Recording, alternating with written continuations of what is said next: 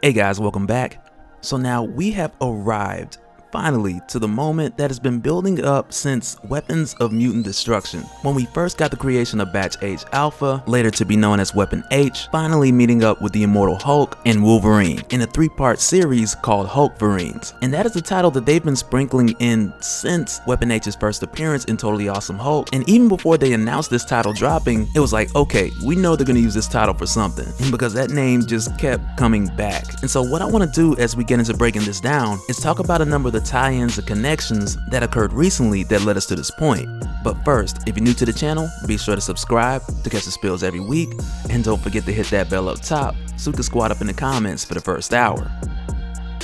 Alright, so starting off, I gotta mention that this event is modeling after closely the older issues of Incredible Hulk, and mainly like your issues 180 and 181, back when we got the first appearance of Wolverine, back in 1974. And of course today, with the story of Hulkverines, the circumstances are extremely different with everything else going on with the War of Realms, to where we've seen pieces of that event trickle into the narrative of Weapon H, with us seeing Weapon H temporarily team up with Dario Agger, the Minotaur, and doing so unaware to the fact that Dario Agger has been working with Loki in the background. And that I talk about much more on the War of Realms playlist, and I got that down in the description if you're new here and you want to get caught up a bit better about everything that's going on. And so the way that this comes together with Hulkverines, and not to spend too much time on the backstory because much of this we've covered in other videos, so instead what I want to do is point out some of the things that kind of give us a time frame to the events that took place between Weapon H, the Immortal Hulk, and Wolverine that led them all to this point. And to do so, starting off with Weapon H, who had recently damaged the secret Roxxon command facility in Gold Point, Nevada, which was already housing the unstable interdimensional door. And so initially we knew that this door was something that Dario Agger attained through his deal with Malekith, because it would extend Roxxon's resources to be not only from Earth but also stretch out to other realms. And with the issue of this door getting exponentially worse, and more specifically because of the resources that Dario Agger was pulling from Weird World, this is what forced Clay Cortez, aka Weapon H, to take Dario Agger up on his offer to stop what was trying to get through this door and also get his men back safely. And Clay did so with his wife running comms on this side but going in with Man-Thing, Blade, Korg, and Titania. And as for Titania, the wife of Absorbing Man, we had talked about on the Immortal Hulk playlist how this specifically was the job that she had taken that was also offered to Carkrill, the Absorbing Man, but he had turned it down to go rob a jewelry store, which didn't work out too well for him like we discussed before. But as far as Weapon H and the others making this trip into Weird World and accepting this job, if you will, from Dario Agger, the payday of bringing Dario Agger's men back was a handsome reward of $10 million.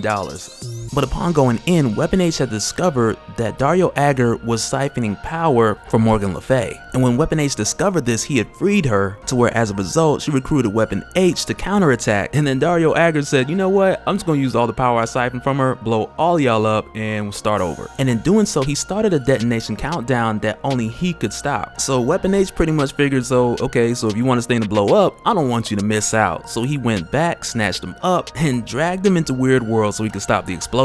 And with being forced to stay there, he reluctantly did so. But even with that issue out the way, Morgan Le Fay was like, nah bro, we ain't cool. And she attacked Dario Agger, provoking him to turn into the Minotaur, which for the most part was still a secret to a lot of people. Like only a select few have really seen this since his first appearance in Jason Aaron's run of Thor. And so at this time, Clay's wife Sonya, who had joined them in Weird World to help release Clay from Morgan Le Fay's control, she had rushed everybody back through the portal, getting them to Earth, but Dario Agger urged Clay to stay so that he could help him overthrow Queen Le Fay, so that the two of them could pretty much rule Weird World together, and even telling Clay that this is worth more than your current offer or anything you could even imagine. And Clay was like, nah, I'm cool, and just left him there.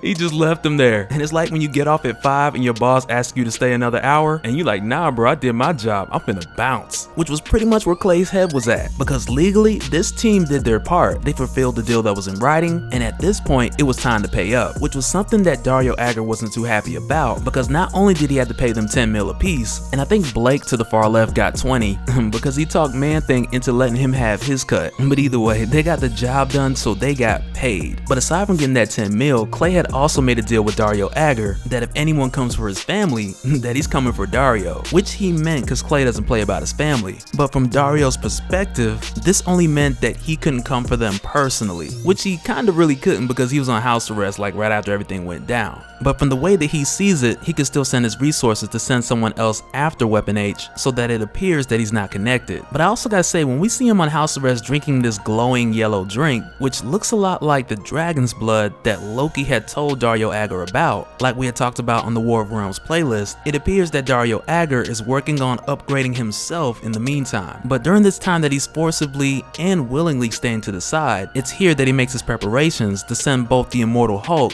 and Wolverine to pursue Weapon H. Because when the whole weird world situation went south, Dario Agger lost a lot because the power he was siphoning from Queen LeFay alone was one of his first steps to provide energy for the planet Earth and just rake in trillions. So he's not letting that go anytime soon. And so now at this point in time, we've reached a place in Immortal Hulk that we had talked about not too long ago when the Avengers confronted Banner not too long after Banner had absorbed his father, the Devil Hulk, which was a pretty big showdown because when Brian Banner was at the wheel, man, the Avengers got wrecked. And of course, with how huge this fight was, it made headlines. And it's funny when they see this like just at a diner on their way to the new home, which is hilarious because Clay's kids are like, psh, that's nothing. Our dad can take him. He's Weapon H. Like, just let everybody in the diner know, why don't you?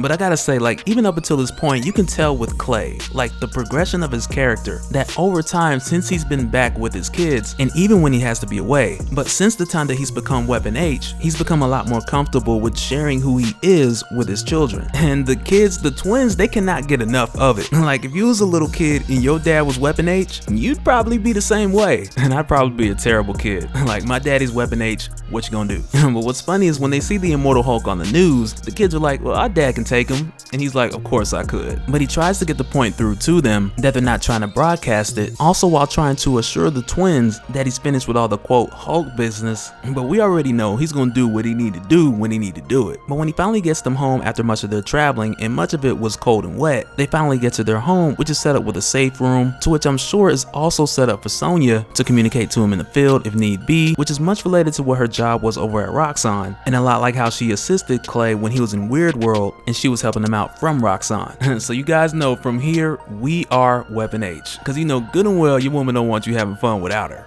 Like, let your girl call you and hear fun in the background. Oh, it's on. But when they get home, Clay is bitten by a bug. And when this happens, he appears to be sick, he starts sneezing, he's popping claws, and immediately they go to Plan C, which is like their family emergency tactic for Sonya and the children to disappear without Clay knowing where they're going. And with Clay here showing to be sick, this immediately is a red flag because he's Weapon H. He's built to kill millions. He ain't supposed to need flu shots. And so especially with his sickness causing his powers to go on the fritz, the number one thing that needs to be done is to get his wife and children to safety before he just goes on his blind rampage. And that's pretty much what Plan C is, because when Sonya and the children leave, he doesn't know the location, and her and the children just need to lay low until things calm down, which is pretty much Plan C in a nutshell. But immediately after they leave, Clay picks up the scent of someone approaching the house, and it's Bruce Banner. And so at this time, I'm pretty sure we're at the point where the Immortal Hulk has already went to hell, separated from Brian Banner, and then returned back to Earth during the time that Clay was with his family throughout the moving process. So I would say perhaps a matter of weeks has passed between then and now. But when Banner approaches him, it's not too much that he gets to say before he notices something's wrong with Clay. And even after Banner trying to offer to help, Clay misinterprets everything that Banner says as a form of a threat or a hostility. And because of that, it really just gets to the point of Banner's like, okay, well,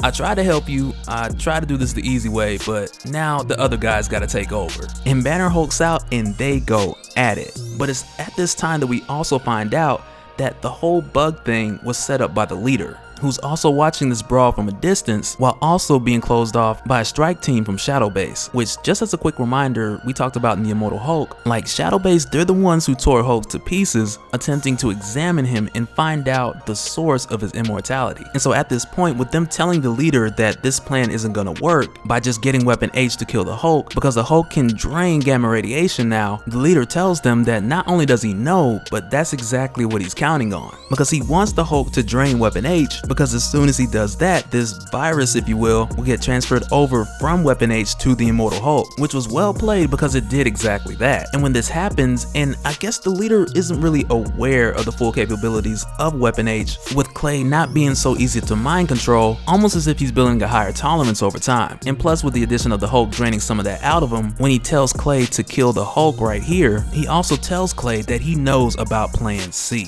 Man, and Clay loses it. And I'm telling you, he yelled so hard that the dude's clothes almost came off. Like, it was at this point that the leader knew that he messed up. And when I tell you he took off, and like he's throwing bombs behind him trying to hold Clay back, and knowing that it won't stop him, but just trying to get him a few steps further because he is terrified. And even with making some good distance, it really doesn't matter because this Hulkverine that you're dealing with, much like Wolverine, he can pick up your scent, and after that it's a wrap. And even on foot with a head start, dude is fast, but when he swings to take about 10 inches off the top of the leader's dome, his claws are deflected by another figure in the shadows who apparently can deflect adamantium, who's also quick enough to keep up with Clay and catch him chasing the leader and also avoid getting cut in hand-to-hand combat. And it is no other than the OG Wolverine, who has made his way out here, just arriving out of the blue, much like his first appearance in Incredible Hulk issue 180. Like, surprisingly arriving at the very end. And like, I gotta say, as far as like Incredible Hulk issue number 180, to me that was more like a cameo than his actual first appearance, though it's technically his first appearance, but the action really didn't go down until issue 181. And like, for me, always in my mind, that has just been the first appearance of Wolverine, issue 181 versus 180, because he just kind of cameoed. But I guess technically, since appearing is just appearing,